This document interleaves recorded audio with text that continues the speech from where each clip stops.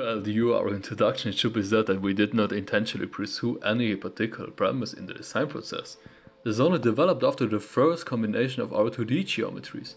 It was easy to see that our objects couldn't be more different. On one side, elegant organic lines emerged, which swayed the object softly. On the other hand, there were hard corners and straight incisions that reflected direct counterpoint in symmetry. This duality should be a standard and an inspiration for further decisions. The aim was to create new objects precisely with these mentioned functions. The combination of these revealed an ever-increasing complexity. This is not described by color or texture, but presented. A simple white with a sample bump map has to understand shaders, and a bright orange directs light through the fine lines in the deep incisions. In order to meet the demands from the square, I decided to go with a clear, linear arrangement of the same voxels on one side, and with a serpentine arrangement of a repeating sequence of voxels on the other side. My focus was not to fill the entire square, so the complex geometry is readable. My intention was to combine the modern, part edgy voxels to a more organic module, which still reflects our modern geometry.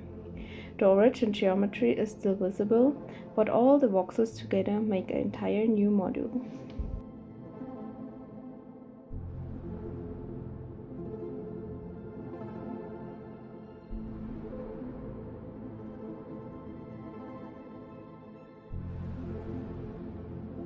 The arrangement of the voxels is supposed to underline the curved shape of our origin plan. Straight connecting parts are changing periodically with curved voxels in order to create an exciting object for the observer. In this case, I decided against a recognizable symmetry to make the module not clearly readable at the first sight. In some areas, I deliberately didn't build voxels in because the complex structure requires free space in certain places to fully unfold.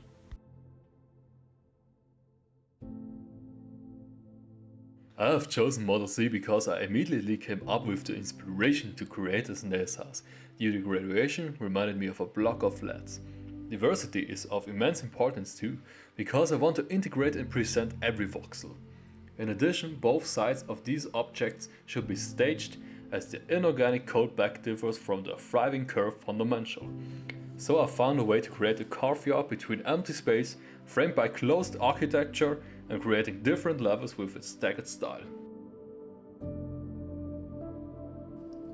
For Module D, I chose the edged voxel blocks to emphasize with my geometry and the original plan. I came to the conclusion to give the module more space to exhibit the complicated structure of the different voxel blocks.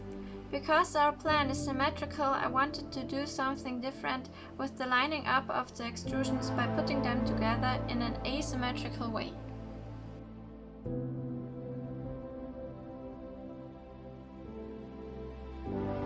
In Module E, I wanted to build something symmetrical. Especially in the corners, I used round voxels and in the middle more edgy and angled voxels. Therefore, I developed a mix with round swinging and edgy angled objects.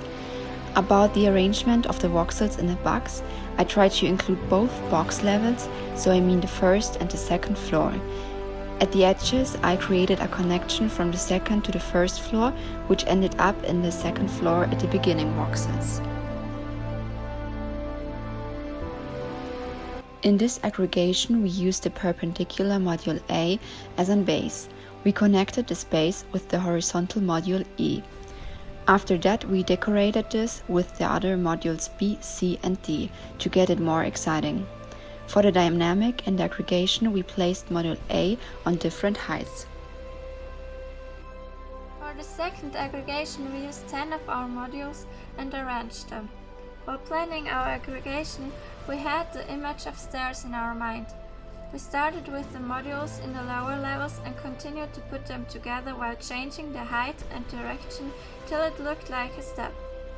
Also, we used the darker shadow option so the neon orange wires are standing out even more. We thought that the combination between urban space and nature is very exciting, and that was our main intention for this aggregation. The design looks similar to a tree. It grows bigger and bigger from the bottom to the top. In this case, architecture and nature are developing into one aggregation. It doesn't need much space at the bottom, and the surrounding can be used in a different way. It also influences the other buildings through the big shadows, and this is another point why this aggregation is so unique and present.